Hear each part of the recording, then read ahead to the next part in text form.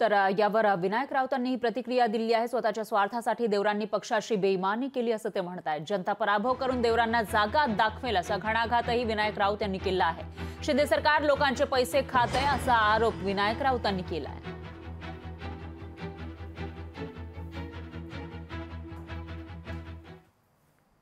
हे स्वार्थी संधी साधू दलबदलू हे केवळ आणि केवळ स्वतःच्या स्वार्थासाठी जन्मदात्या पक्षाशी बेईमानी करतात।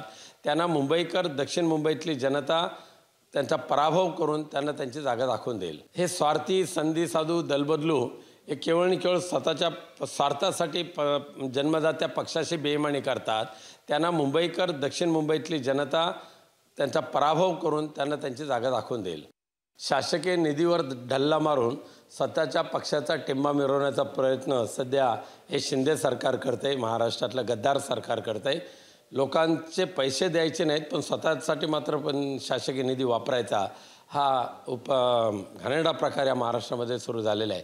त्यामुळे किती त्यांनी मेळावे करोत, किती एकत्र येण्याचा प्रयत्न करो, कोणत्या परिस्थितीमध्ये महाराष्ट्रामध्ये इंडिया आघाडी जी आहे, शिवसेना पुरस्कृत इंडिया आघाडी, हे किमान 35+ खासदार स्वतःचे निवडून आणणार म्हणजे आणणारच।